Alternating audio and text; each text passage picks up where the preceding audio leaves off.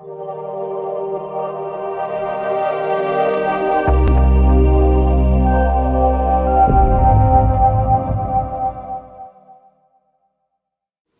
jour est dédié pour la Refouach Shlema de Sarah Bat Avraham Avinu. La question de Avi. Comment avoir confiance en Hachem et conserver cette confiance. Comment avoir confiance en Hachem et conserver cette confiance. Bon, alors il y a deux parties en nous. Il y a la raison et il y a le sentiment. Alors, j'imagine que ta question, elle est au niveau du sentiment. Raisonnablement, on peut comprendre, par le biais de raisonnement logique, que Hachem est maître de tout. Rien ne peut m'arriver si ce n'est lui qui l'a voulu. Et dans cette mesure, il n'y a rien qui doit m'inquiéter, parce que, comme dit le Chovot Al-Bavot, des fois il y a quelqu'un qui veut me faire du bien, vraiment, mais il ne peut pas. Des fois il y a quelqu'un qui peut me faire du bien, mais il ne veut pas. Hachem, il n'y a aucune réalité au monde qui veut me faire du bien autant qu'Hachem, plus que mes parents, plus que ma femme, plus que tout ce que tu veux, plus que moi-même. Et il n'y a aucune réalité au monde qui a autant de pouvoir qu'Hachem. Donc il veut et il peut. Alors de quoi tu te soucies? Donc au niveau rationnel, les choses sont facilement assimilables. La mitzvah que nous avons, comme c'est écrit dans la Torah, on le dit tous les matins, tous les jours après les prières, 3 fois par jour, tu sors aujourd'hui, tu ramèneras à ton cœur, qu'Hachem Elohim, que Dieu est le Tout-Puissant, dans le ciel en haut, dans la terre en bas, il n'y a rien à part lui. Donc il y a un travail de savoir, via data, et après cette connaissance que nous avons, donc que la foi en Dieu est une chose qui est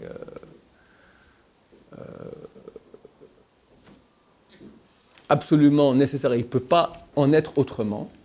Cette notion-là, la faire descendre au niveau du vécu, au cœur. Et là le travail. Et là, tout notre travail. Alors, comment faire, en fait? Donc, ta question de confiance, c'est une question de Emouna. Avoir la Emouna, avoir la foi totale, absolue, que je suis complètement géré par Hachem. Et que je n'ai pas à me soucier de rien. Alors, il y a plusieurs voies de travail.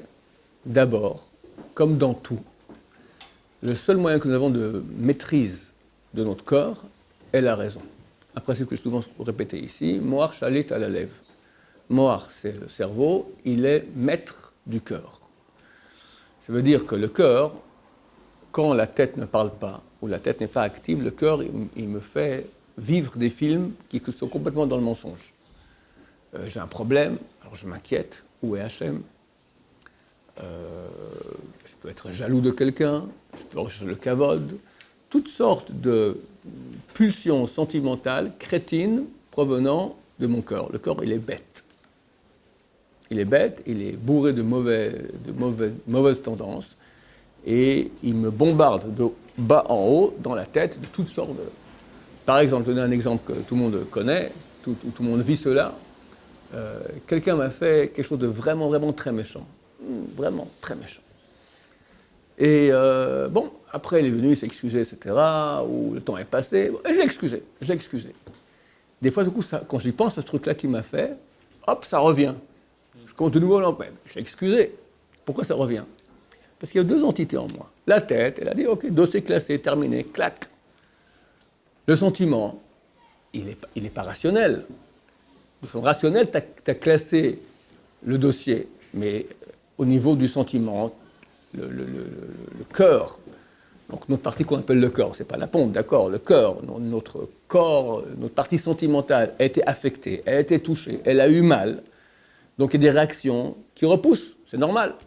Ça revient, bien que la raison me dise que c'est complètement idiot. Entre petites parenthèses, j'ouvre, d'accord, dans les formations qu'on fait pour les khatanim, alors on leur dit que c'est très courant avec la femme. La femme surnaturelle, elle est plus sentimentale que l'homme. Alors, il y a une bagarre, comme dans tous les couples, ça arrive. Et le monsieur qui n'est pas encore bien travaillé, qui n'est pas bien travaillé, il sort un truc tordu qu'il n'aurait pas dû dire. Du genre, t'es comme ta mère.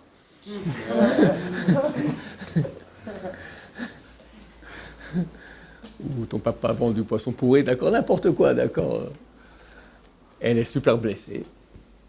Et après, tu lui fais, bon, je m'excuse, je me suis pris la lettre, tu la sors au restaurant, les vacances, la robe, le bijou, le matin. Bon, à la fin, elle pardonne. D'accord? Elle pardonne.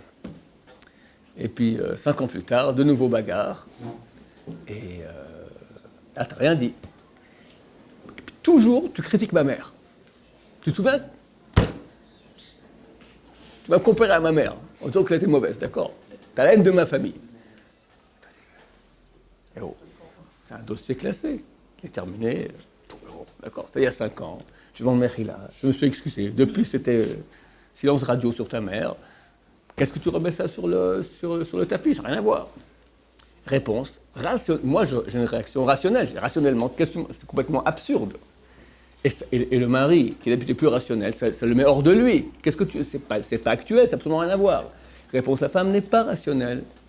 Des fois, l'homme aussi, il est comme ça. Tout dépend à quel point la personne est rationnelle ou elle est sentimentale. Quand elle est sentimentale, alors le sentiment, il dépasse complètement les limites de la raison. Il est tout à fait non rationnel. Donc c'est normal qu'il aura des réactions pareilles.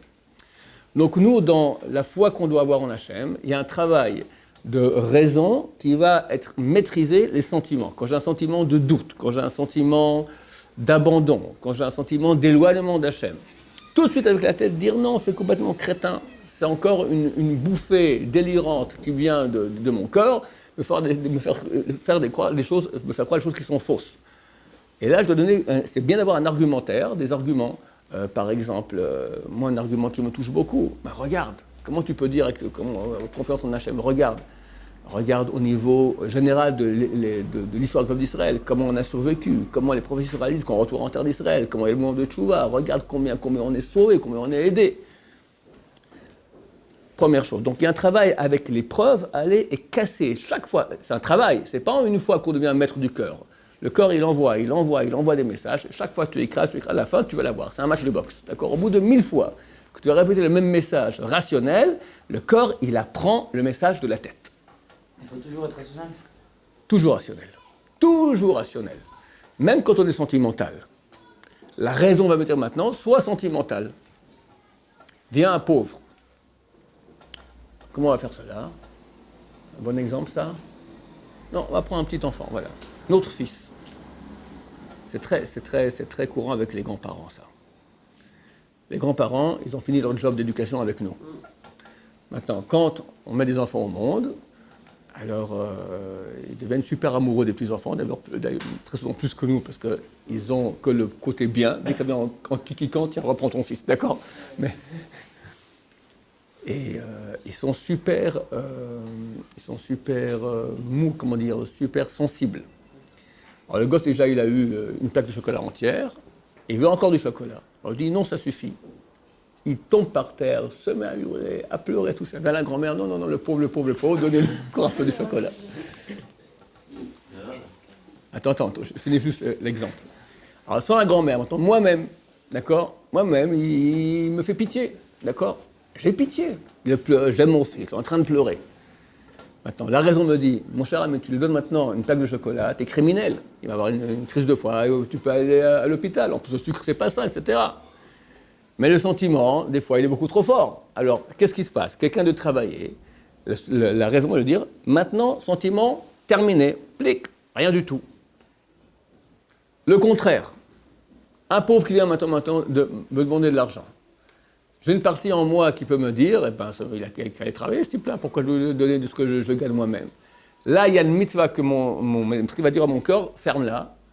Ce type-là, peut-être qu'il a des difficultés, c'est pas de sa faute, ou c'est de sa faute, qu'est-ce qu'il demande après tout? Une petite pièce de tout. Donne-lui, c'est le message de tzedaka. Et là, il y a un travail, au contraire, de travailler ma miséricorde, de devenir miséricordieux. C'est mon sechel, c'est ma raison qui va ordonner la cruauté, qui est rationnel, par exemple, va donner une plaque de chocolat supplémentaire à mon fils, ou qui va m'ordonner maintenant la miséricorde quand c'est la raison qui dit que là, oui, il faut être miséricordieux.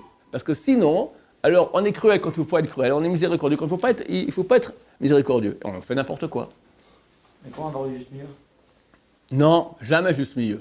Ça n'existe pas. Si on est trop rationnel. Non, la raison va me dire quand je dois être gentil. La raison m'a dit, il n'y a pas de juste milieu, on prend le juste milieu toujours, c'est crétin, parce qu'il n'y a pas toujours le juste milieu. D'accord, je ne sais pas, quelqu'un comment on va dire ça? Donne-moi un exemple du juste milieu, d'accord? Je vous donne que la moitié de la... Voilà, par exemple.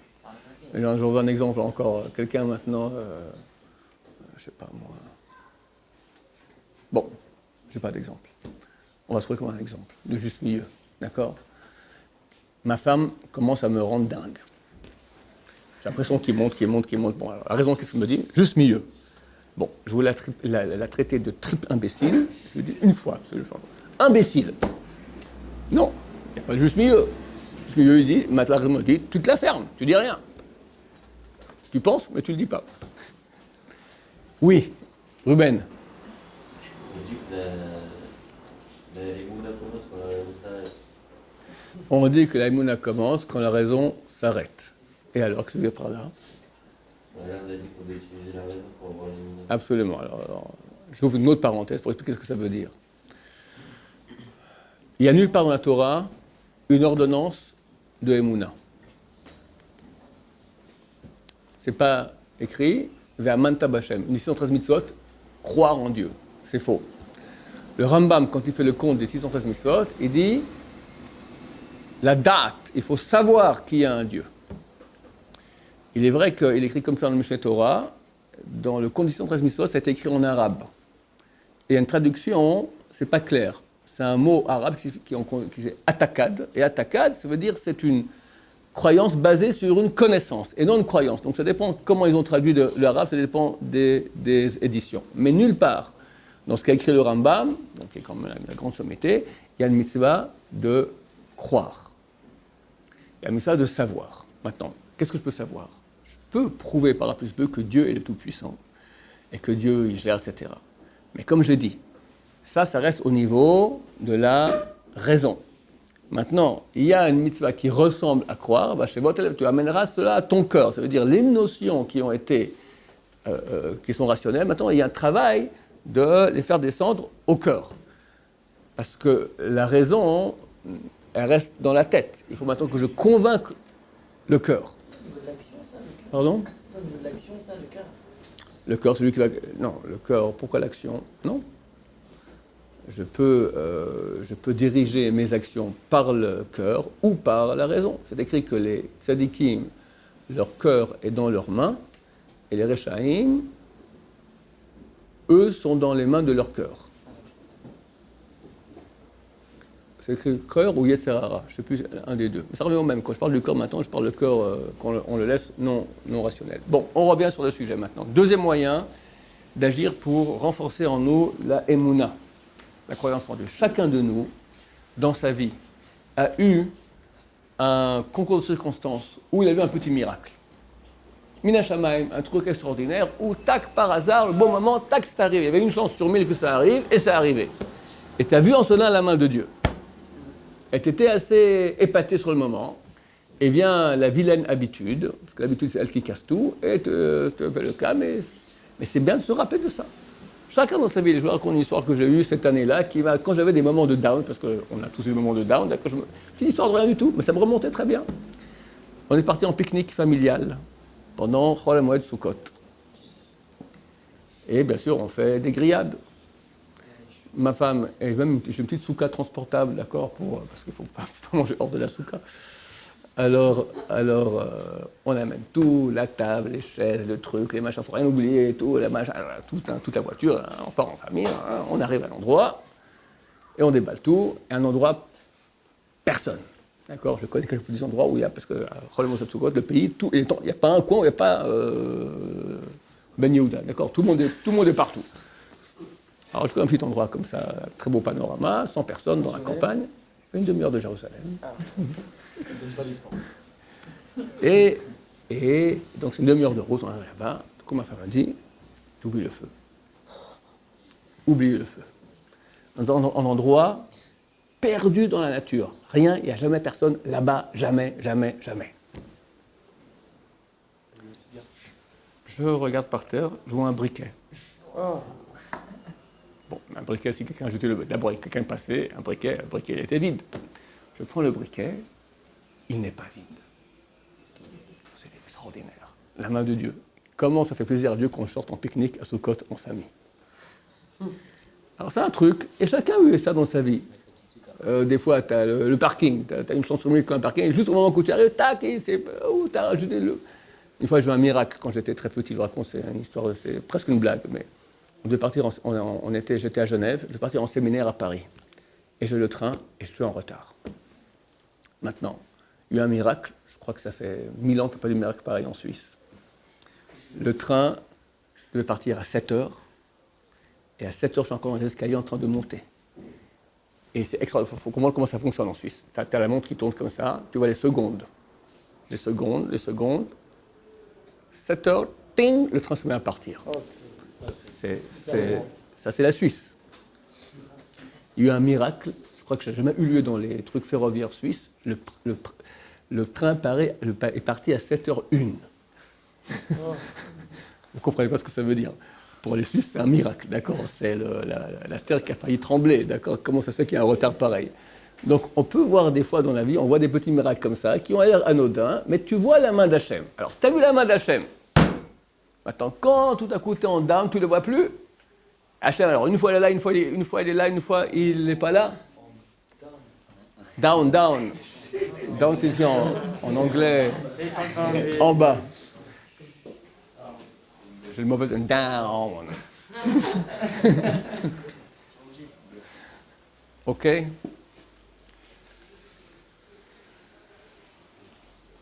Donc, c'est à peu près comme la première solution, mais un peu différent. La première, les deux, c'est travailler avec la raison sur le sentiment. La première axe, je dis, c'est travailler avec les preuves qu'on a en général, les prophéties qui se réalisent, etc. Deuxième, c'est avec les petits miracles qu'on a eus quotidiennement. Troisième, souvent aussi, des personnes ont eu une perception proche d'Hachem. Je parle maintenant plutôt de lumière spirituelle. Lors d'une prière, qu'on a fait avec beaucoup de kavana, et on a senti qu'on était différents après. Lors d'une étude de Torah, il y a des gens qui ont goûté au bon goût d'Hachem. C'est pas un phénomène imaginatif, pour ceux qui ont senti ça, c'est une réalité qui est la meilleure au monde, parce qu'il n'y a rien de meilleur que cela. On a goûté à cela. Donc ça existe, c'est une réalité. De nouveau, même principe, avec des exemples rationnels, je veux maintenant casser les arguments faux de mon corps qui veut me faire croire n'importe quoi. Ça fait que le doute en Gematria, Amalek, c'est vraiment la source d'Amalek. Donc chacun, nous ne sommes pas des personnes qui sont propres, des sadés qui ne feront aucun péché, on a tous fait des péchés, donc on a donné une partie de nous à Amalek, il a une puissance en nous, et il agit en envoyant des doutes. Le travail à faire, c'est casser Amalek. Tu effaceras le souvenir de Amalek. Quoi encore? L'histoire des Sadikim. Même principe, c'est extraordinaire. Comme je raconte dernièrement des histoires comme ça de roi HaKodesh, de miracles faits par les Sadikim, ça ne manque pas. Baruch Hashem. On a une histoire, chaque génération, il y a des Sadikim qui font des miracles. Alors, et c'est unique au monde. Quand tu vois ça, ça donne beaucoup de Emouna. Donc, de nouveau, le même travail. La raison des argumentaires. Donc, on a 4 types d'argumentaires. Je le répète, les miracles du peuple d'Israël, les petits miracles quotidiens que nous avons, les expériences de proximité d'Hachem qui sont tellement bonnes qu'on a eues, et enfin les histoires des tzadikim. Avec tout cela, en faisant tout le travail de convaincre notre cœur que ces arguments fallacieux du Yetzer Hara sont basés sur rien, alors on peut arriver à garder notre conscience, notre émouna en Hachem. Baruch Adonai, l'Olam Amen.